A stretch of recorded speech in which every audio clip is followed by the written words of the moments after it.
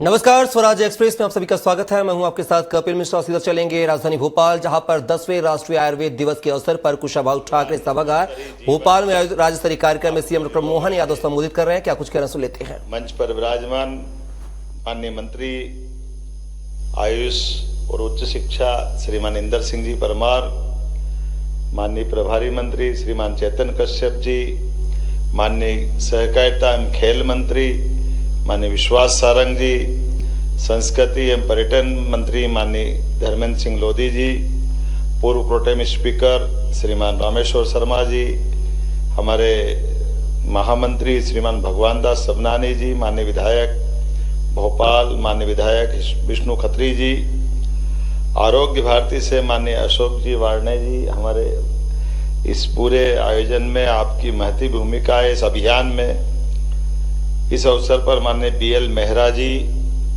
और मंच पे उपस्थित बाकी अन्य अधिकारीगण, मंच के सामने उपस्थित स्वनाम धन्य अलग अलग आयुर्वेद क्षेत्र की सभी हस्तियां, पूरे प्रदेश पूरे देश और अब देश से बढ़कर दुनिया के अंदर जिस प्रकार का यशस्वी प्रधानमंत्री का ये कार्यकाल 2014 के बाद जिस दुनिया में भारत की जिस ढंग से पहचान बनना चाहिए, मैं वाकई में धन्यवाद देना चाहूँगा मोदी जी का। कितने क्षेत्रों में कैसे काम कर रहे हैं, कहाँ योग और वहाँ से लेके आयुर्वेद तक लगभग 24 देशों से शुरू सफर हुआ। आज विश्व में 150 से ज्यादा देश आयुर्वेद को अपना के आगे बढ़ रहे हैं। पूरी दुनिया के अंदर आयुर्वेद का डंका बज रहा है। हम कहाँ वो समुद्र मंथन की घटना याद रखें, जब हजारों लाखों साल पहले भगवान का प्राकट्य उस समुद्र मंथन की देव दानवों ने मिलकर के मंथन करते हुए जब अलग अलग प्रकार के रत्न संपदा निकली और अमृत कलश लिए हुए पधारे धन्वंतरी, जिनके लिए दुनिया उस दौर में बाद में ये जो 4 जगहों पे सिम्हस्थ और कुंभकर्ण के नाम से हम उनको जानते हैं, उनकी अपनी गाथा गाते हैं। और वेद और आयुर्वेद में 4 वेद, चारों वेद में से भी अथर्ववेद और ऋग्वेद, इस दोनों के बीच में से अथर्ववेद से स्वास्थ्य से संबंधित सारे मंत्र और आध्यात्मिक ताकत और ऋग्वेद से जोड़ करके ये हमारा उपवेद आयुर्वेद है, जो हमारी आध्यात्मिक यात्रा को इस वर्तमान शरीर के साथ, शरीर मन बुद्धि आत्मा के सामंजस्य के साथ चलाते हुए, वात पित्त और कफ की कहानी सुनाते हुए दोनों का तालमेल जुड़ाता, ये वाकई अद्भुत लीला है, परमात्मा की कृपा है। हमारे बीच इस शरीर के अंदर के नाना प्रकार के रहस्यों से हम अभी उस तरह से जानने के लिए आगे बढ़ते हैं, लेकिन टाइम लगता है। जब एलोपैथिक की तरफ चलते हैं, ये बात सही कि एलोपैथिक की अपनी एक पहचान है, उसका अपना क्रम है, लेकिन एलोपैथिक और आयुर्वेदिक में जो मूल अंतर है, एलोपैथिक में बीमार होने के बाद दवाई से अच्छा करते हैं और आयुर्वेद के पास जाओ तो बीमार होने का काम ही नहीं रहता। पहले ही वो बीमार होने के पहले से उस बीमारी से निजात दिलाने वाले मार्ग का नाम आयुर्वेद है। ये हम में से, मैं आपसे तो क्या कहूँ, दुनिया परिचित हो रही है इससे। कोविड की बीमारी को स्मरण करो, जब कोविड की बीमारी में अच्छे तमाम प्रकार के बड़े बड़े चिकित्सकों के लिए कष्ट का माहौल था, ऐसे समय में जीवन की आशा तो काढ़े पिलाने से आ रही थी। काढ़े के अखाड़े से अच्छे लोगों ने हम सबको वहां तक सबको प्रवेश दिया। उन हॉस्पिटलों के अंदर आयुर्वेद के प्रादुर्भाव हुआ, जिसके लिए लगता था कि पता नहीं कोई परमात्मा ने लीला लिखी है कि इतनी बड़ी बीमारी लाओ कि अपने आप ऐसा लगे कि बिना आयुर्वेद उद्धार नहीं हो सकता है। अब ये दरवाजा निश्चित रूप से आयुर्वेद के लिए जो खुला है, काढ़े के माध्यम से अमृत पेय के रूप में पूरी दुनिया ने, जब तक कि उसकी सही से दवाई नहीं आई, और ये आयुर्वेद की तो लीला है, प्रकृति के साथ जुड़ करके इसकी कहानी भी कितनी अजब है। हमारे लिए कोई दुनिया का ऐसा जानकारी नहीं है जो प्रकृति के साथ तादात्म्य जोड़ता है एक दूसरे के साथ। ये केवल आयुर्वेद है। अगर हम अपने इस शरीर के रहस्यों की तरफ देखें तो शरीर के रहस्यों की तरफ देखें कि एक शरीर यत पिंडे तत् ब्रह्मांडे, ये बोलने की बात नहीं है। एक व्यक्ति के शरीर में हजारों लाखों मुख होते हैं और हजारों लाखों मुख के माध्यम से उसके पिंड की रक्षा करना चाहिए। ये बोलने में अटपटा लगेगा कि हजारों लाखों मुख कहाँ होते हैं, लेकिन रोम रोम के अंदर जैसे ही आप जाओगे तो अपने आप थेरेपी से ये हजारों लाखों मुख तक अपनी जो दवाई औषधि पहुंचाते हैं। ये निरोग रहने के लिए इससे बढ़कर कौन सा मौका मिलेगा। ये रोम रोम के माध्यम से हर एक जगह से हमारे इस पूरे शरीर की, ब्रह्मांड की रचना और शरीर की रचना की समानता तो है। इसलिए मैं आप लोगों के बीच में ज्यादा न बोलते हुए, जिस प्रकार से सुश्रुत संहिता में 300 से ज्यादा प्रकार की सर्जरी का उल्लेख हमारे आयुर्वेद में, हमें इस बात का गर्व है। आज के समय में भी भारत सरकार ने उसकी मान्यता देते हुए आयुर्वेदिक कॉलेजों के अंदर वो उस प्रकार की व्यवस्थाओं को बढ़ावा दिया है, जिसके आधार पर हमारी सभी प्रकार की सर्जरियों को उस तरह से ही देखा जा रहा है। और एम्स, नाम तो एम्स था, लेकिन आयुर्वेद ने देर से प्रवेश किया, लेकिन कोई बात नहीं, देर आए दुरुस्त आए। अब आयुर्वेद के खुद के एम्स खुल रहे हैं। मेरी अपनी ओर से बधाई। आज अपने बीच बदलते दौर में हमारे पास इस नई धारा के आधार पर वर्तमान के लिए, और जैसे मैंने कहा कि प्रकृति के साथ हमारा तादात्म्य कैसा है, जहां बीमार है कोई ऐसा पैथी नहीं है, भगवान की लीला है। कोई भी बीमारी हो, वो बीमारी जहां होगी उसके आसपास में ही 10-5 किलोमीटर में आयुर्वेद के पौधों में उसका इलाज होगा। ये कोई मार्ग जानता तो वो आयुर्वेद वाले ही जानते, और कोई नहीं जानता। ये बड़ा रहस्य भी है, ये बड़ी चुनौती भी है। हमारे बड़े से बड़े डॉक्टरों के पास चले जाओ तो डॉक्टर के साथ एक संकट है। बाकी डॉक्टर तो चिट्ठी पे अपने अलग से कोई अपनी दवाई लिखेंगे, वो दवाई की दुकान तक जाने के बाद आपका इलाज होगा। लेकिन ये आयुर्वेद का इलाज है कि दवाई नहीं है दुकान पे, तो आयुर्वेद का डॉक्टर निकलेगा, 10-5 अपनी तमाम प्रकार की दवाई खुद ढूंढ लेगा प्रकृति से, और कूट पीट करके आपका इलाज पक्का कर देगा। आपके लिए कोई परेशानी नहीं आने वाली। ये रामायण काल से हम सब जानते, लक्ष्मण जी के जीवन को बचाने के लिए भगवान राम के काल से आयुर्वेद ने सदैव अपनी महत्ता सिद्ध की है।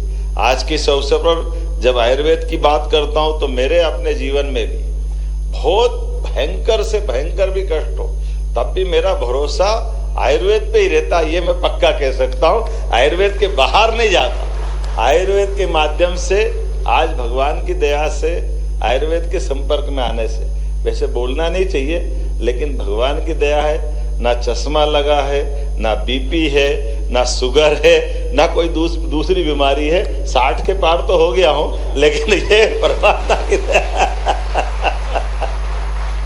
इस कहानी का आयुर्वेद के माध्यम से मैं इतना ही बताना चाहता हूं कि हमारे सबके जीवन से जिस भी प्रकार की बीमारियां हो, आयुर्वेद पे अगर आप भरोसा करते हो और आयुर्वेद के माध्यम से अपने नियम संयम के साथ, और ये जो दैनिक दिनचर्या के ऊपर आप अपने ढंग से चलते हो, तो निश्चित रूप से ये जो आयुष्मान भव का आशीर्वाद देते हैं वसुदेव कुटुंबकम के माध्यम से, सच्चे अर्थों में वो सार्थक होता है किसी मार्ग से, तो आयुर्वेद से ही होता है। मेरी अपनी ओर से आप सबको पुनः बधाई। जब अपन आयुर्वेद की बात करते तो धनतेरस से जुड़ी हुई कहानी थी, और ये बात भी सही कि हमारे सुखों की तुलना में पहला सुख निरोगी काया से बात कही है। सुख के तो बहुत प्रकार है, लेकिन सुख में शरीर का सुख सबसे बड़ा सुख है, और सबसे बड़ा सुख आता है तो ये धनतेरस से जोड़ के भी देखते हैं कि धन बाद में आएगा, धन का करोगे क्या, शरीर लायक नहीं तो ये धन धरा रह जाएगा। ऐसे में धनतेरस से धनवंतरी की उत्पत्ति मानी है, लेकिन धनतेरस तिथियों के आधार पर बदलती रहती है। अब जब दुनिया का विश्वास बढ़ रहा हमारी अपने इन सारी चीजों पर, तो दुनिया की सरलता के लिए भी आयुर्वेद की जो तिथि तय की, ऐसे ही है ना भाई साहब। अब 23 सितंबर, भले हमारी दिवाली आगे पीछे मने, धनतेरस का जा रही वो तो हमारे घर में रहने वाली है, लेकिन आयुर्वेद की भी महत्ता बढ़ाना। तो इस नाते से मैं आपका अभिनंदन करना चाहता हूं कि यूनानी मसली ये भी अच्छा निर्णय करा कि 23 सितंबर हमारी ये धन्वंतरी जयंती के साथ साथ आयुर्वेद दिवस मना करके आज ही धन्वंतरी जयंती मना ले या धनतेरस मना ले, क्योंकि मैंने पहले ही कहा कि पहला सुख निरोगी काया। तो ये जो हमारे सुख के साथ जो शरीर की चिंता करने का भाव है, इस आधार पर 23 तारीख के दिन आज हमने ये विशेष बात भी है कि आज दिन और रात भी बराबर रहते हैं, 23 सितंबर। और अभी तो हमने अपने सरकार के माध्यम से वैदिक घड़ी की भी स्थापना करी, और वैदिक घड़ी के अंदर भी इसी बात की महत्ता है। वैदिक घड़ी का अगर संक्षेप में कोई अर्थ समझेगा तो मैं इतना ही बताना चाहूंगा कि दिन और रात दोनों के लिए कितना सरल सिद्धांत है। अगर दिन गिनोगे तो आज के सूर्योदय से कल के सूर्योदय तक होना चाहिए, तो दिन तो तभी होगा ना। अब दिन तो पूरा मान लेते हैं अंग्रेजी हिसाब से, और रात आधी निकालते हैं, तो ये 18 ही तो घंटे हुए, फिर 6 घंटे कहाँ जाने वाले, उसमें क्या हो रहा है। नहीं, दूसरा दिन लग गया। कैसे लग गया भाई? दुनिया में कौन सा ऐसा प्राणी है जो रात की 12 बजे बाद उनकी दिनचर्या चालू होती?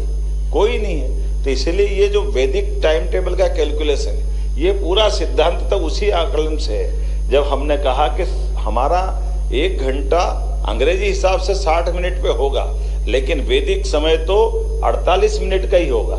जैसे हम 48 मिनट पे आते हैं तो ये 15 मुहूर्त हो जाते हैं, सुबह सूर्योदय से शाम के सूर्यास्त तक, और 15 ही मुहूर्त रात के रहते हैं। तो 15-15 30, तो 30 मुहूर्त अपने आप मिल जाते हैं। तो ना रात घटी ना दिन बढ़ा, रात भी बराबर दिन भी बराबर, और आज के सूर्योदय से कल के सूर्योदय तक। और इसीलिए उससे आगे बढ़कर केवल सूर्योदय नहीं, नक्षत्रों की गणना भी की गई, 12 राशियों के साथ भी। तो ये सारी चीजों का असर हमारे प्राचीन ज्ञान विज्ञान से आता है। तो प्राचीन ज्ञान विज्ञान को समझते समझते शरीर विज्ञान को भी समझाना, यही तो आयुर्वेद है। इसके बाहर क्या है? हर एक चीज का असर अगर कहीं से निकलता है, हर एक परिस्थिति का परमात्मा ने जो चक्र बनाया है, इसलिए सभी ऋतुओं के लिए, ऋतुओं के आधार पर इलाज की बात अगर कहीं की गई है तो आयुर्वेद के माध्यम से की गई। हर ऋतु का आनंद है। मौसम 3 हो सकते हैं, लेकिन ऋतु तो 6 हो सकती है, और ऋतुओं के आधार पर पूरे वर्ष की गणना और कितने प्रकार से इलाज करते हैं। वैसे आपने कहा ही है, हमारी सरकार के माध्यम से बोलने के लिए तो बहुत बोल सकता हूं, लेकिन आज के इस अवसर पर घर घर में आयुर्वेद कितना अंदर तक घुसा हुआ है कि अपने किचन में जब तक हल्दी नहीं डले तब तक सब्जी और दाल का मजा नहीं आता है। ये आयुर्वेदिक का तो आनंद है। ये इसी प्रकार से तो है, हमारा किचन भी पूरा नहीं होता। घर के खाने पीने से लेकर सभी चीज, दादी माँ का बटवा, अपने घर में बीमारी की कोई हल्दी की पट्टी लगाने वाली वो पुरानी कहानी, वो सारी चीजें हमको याद दिलाती है कि शरीर के साथ होने वाली घटनाओं में घर में ही दवाई मौजूद है, घर में इलाज मौजूद है। पानी की पट्टी से लेकर अब जल नीति भी करा लेते हैं। आयुर्वेद और प्रकृति का ऐसा तालमेल है, ये कोई बाहर नहीं, एक दूसरे से जुड़ा हुआ पक्ष है। मैं आज के इस अवसर पर एक बार फिर जो समय बदल रहा है, और समय बदलते के साथ आयुष मार्ग, आयुष वीजा, ऐसी कई प्रकार की आज के समय में जब ग्लोबलाइजेशन का समय चल रहा है, इसमें बहुत संभावना बन गई। और इसीलिए आयुष डिपार्टमेंट के माध्यम से हमने बाकी इलाजों की करने वाली पद्धतियों में आयुर्वेद का भी वही महत्व स्थापित किया। और जब हम अपने मध्य प्रदेश की तरफ देखते हैं तो मध्य प्रदेश के अंदर तो वास्तव में हमारा परमात्मा ने प्रकृति का कितना सुंदर परिवेश दिया हमारे लिए। हमने कहा कि आयुर्वेदिक कॉलेज खुलना चाहिए, तो जहां हमारी प्राकृतिक सारी आबो हवा है, सारी वनस्पतियां हैं, दुनिया भर से इस मार्ग से भी चल करके बड़े पैमाने पर हमारे क्षेत्रवासियों का, वहां के निवासियों का और विदेशवासियों का, सबके लिए वो अवसर देने के लिए, इसलिए हमने सरकार बनने के साथ ही कहा है कि हमारे यहाँ अपने राज्य के अंदर कितने मेडिकल कॉलेज खुलेंगे आयुर्वेद के। और पहली बार आज की स्थिति में 1 साल में 8 मेडिकल कॉलेज खोल करके ये हमारे संकल्प की पूर्ति कर दी है कि लगातार कोई संकोच नहीं, आयुर्वेदिक मेडिकल कॉलेज खुले। और इसीलिए एक नहीं कितने प्रकार से इसको प्रोत्साहन दे रहे हैं। जब मैं आपसे बात कर रहा हूँ तो हमारे ऐसे ऐसे जगह पर आयुर्वेदिक कॉलेज के साथ साथ बहुत सारी सौगातें भी दे रहे हैं। तो आज मैं कुछ चीजें बताना चाहूंगा। जब आयुर्वेद दिवस पर मध्य प्रदेश को 12 आयुष अस्पतालों की सौगात दे रहा है, जोरदार अभिनंदन करो आज के इस अवसर पर। प्रदेश जब हेल्थ एंड वेलनेस का केंद्र बन रहा है, ऐसे में ये ऐतिहासिक कदम हमारे लिए प्रोत्साहन करने वाला रहेगा। आज आयुष वेलनेस टूरिज्म को बढ़ावा देने के लिए आयुष और पर्यटन विभाग के माध्यम से 50-50 बिस्तर के 2 और 10-10 बिस्तर के 10 अस्पतालों का MOU भी संपन्न हुआ है। मेरी अपनी ओर से बधाई देना चाहूँगा दोनों विभागों को, टूरिज्म को भी और आयुर्वेद डिपार्टमेंट को भी। आयुर्वेद वेलनेस टूरिज्म के माध्यम से उज्जैन खजुराहो में 50-50 बिस्तर के 2 नए हॉस्पिटल खोले जा रहे हैं। एक बार फिर बधाई देना चाहूँगा इस नाते। और 10-10 बिस्तर वाले छोटे अस्पताल पचमढ़ी, मंदसौर, आगरमालवा, चित्रकूट, चंदेरी, दतिया, सिंगरौली, ओरछा, ओंकारेश्वर, ताली वाली तो बजाओ, अलीराजपुर और बता रहा हूं। ऐसा लग रहा है कि ज्यादा बता रहा हूं मैं। आपका प्रोत्साहन मिलेगा तो आगे बढ़ूंगा। ऐसे में कैंसर के लिए भी हमारे पास बाकी इलाजों के साथ आयुर्वेद में भी बहुत अच्छा इलाज है। और कैंसर का ये नया जन स्वास्थ्य कार्यक्रम कारुण्य भी शुरू किया है और आशा करता हूं कारुण्य के कार्यक्रम से इस मुश्किल वक्त में कैंसर के सभी रोगियों को, पीड़ितों को, उनके परिवार में ये बड़ा अपना रोल अदा करेगा। औषधि खेती के लिए भी टोल फ्री नंबर अब आज हमने यहाँ जारी किया है। मध्य हर्बल दर्पण पत्रिका का विमोचन हो ही चुका है और इसके साथ साथ हर जिले के अंदर एक जिले में अभी जो 9 आयुष महाविद्यालय में जन स्वास्थ्य कार्यक्रम चल रहे हैं, इसको बढ़ाते हुए 51 जिले तक हम ले जाने वाले हैं पूरे प्रदेश के अंदर, जिसमें कम से कम 1 यूनिट खुलेगी। इस दिशा में हम आगे बढ़ रहे हैं। स्कॉच अवार्ड 2025 के लिए भी मैं आयुष डिपार्टमेंट को बधाई देना चाहता हूं अपनी ओर से। और जब आपकी अच्छे से प्रोत्साहन वाली ताली बजी रही तो कुछ घोषणा भी बनती है, करना चाहिए कि नहीं करना चाहिए?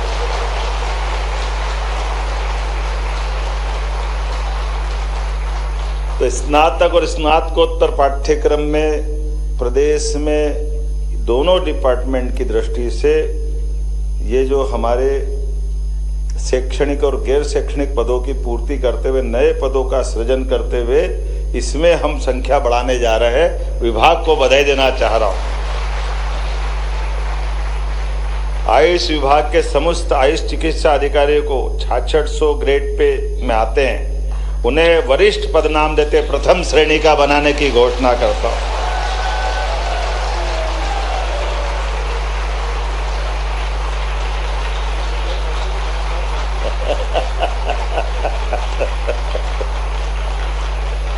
जब बैठे बैठे फर्स्ट क्लास के ऑफिसर हो गए तो इसलिए ताली तो बजती है, ये आनंद तो आता ही है।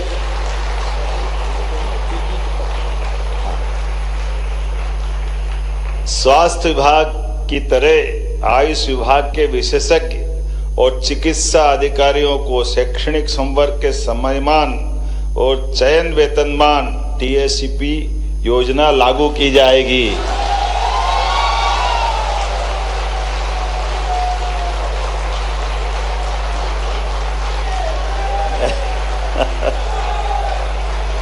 इसके लाभार्थी रहने वाले आयुष विभाग में कार्यरत आयुष चिकित्सा अधिकारी 1453, आयुष चिकित्सा विभाग में कार्यरत होम्योपैथिक चिकित्सक 228 और आयुष यूनानी चिकित्सा अधिकारी 85, विशेषज्ञ संवर्ग 72, आयुष महाविद्यालय में शैक्षणिक गैर शैक्षणिक शिक्षक और चिकित्सक 1130 अर्थात 2698 अधिकारियों का इसको लाभ मिलेगा। ये सबको मैं शुभकामना देता हूं, बधाई देता हूं।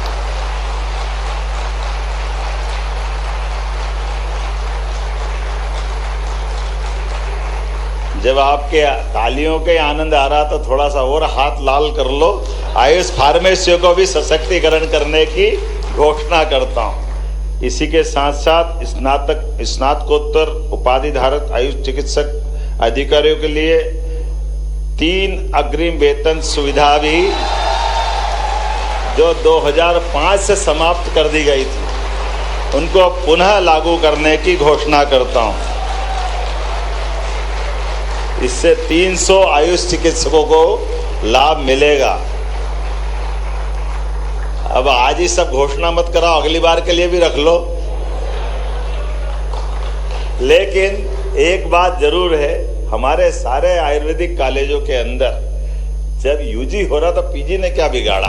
तो सारे कॉलेजों में पीजी कराने के लिए हम अपने तरफ से घोषणा करते हैं, सारे कॉलेजों में पीजी भी बच्चे पढ़ने के लिए मौका पाएंगे और कोशिश करेंगे आयुर्वेद के माध्यम से देश में सबसे बेहतर आयुर्वेद की पढ़ाई और आयुर्वेद की संभावना वाला राज्य अगर कोई बनेगा, निश्चित रूप से मध्य प्रदेश बनेगा। इस भावना के साथ आप सबका अभिनंदन, बहुत बहुत धन्यवाद।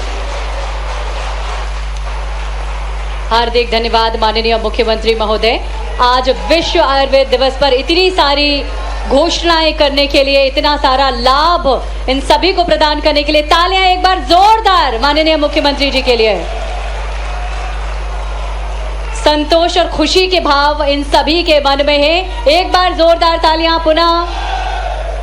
विश्व आयुर्वेद दिवस का यह आयोजन निश्चित ही हमें यह संदेश देता है कि मनुष्य और प्रकृति यदि साथ साथ चलें तो न केवल मानव समाज बल्कि संपूर्ण पृथ्वी स्वस्थ और खुशहाल हो सकती है। और माननीय मुख्यमंत्री जी के नेतृत्व और मार्गदर्शन में ये विश्वास और भी प्रगाढ़ हो जाता है कि आयुर्वेद का ये प्रकाश जन जन तक पहुंच रहा है और हमेशा पहुंचता रहेगा और धरती को भी संतुलित और सुरक्षित बनाएगा।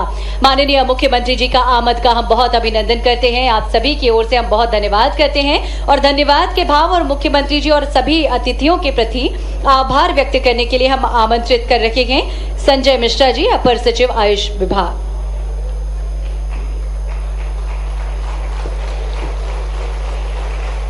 दसवें आयुर्वेद दिवस के राज्य स्तरीय कार्यक्रम में उपस्थित सबसे पहले मुख्य अतिथि माननीय मुख्यमंत्री जी का हृदय से धन्यवाद। उनके मार्गदर्शन से कार्यक्रम को गरिमामय दिशा मिली। माननीय मंत्री आयुष विभाग का आभार। आयुष विभाग को निरंतर सहयोग और संरक्षण प्रदान करते रहे हैं। विशिष्ट अतिथियों माननीय श्री विश्वास आनंद जी, माननीय श्री चैतन्य कश्यप जी, माननीय श्री धर्मेंद्र लोधी जी का आभार। माननीय श्री रामेश्वर शर्मा जी, माननीय श्री विष्णु खत्री जी, माननीय श्री भगवान दास समनानी जी, आप सभी का हार्दिक आभार। माननीय प्रधानमंत्री जी के प्रेरणादायी संदेश के लिए आभार।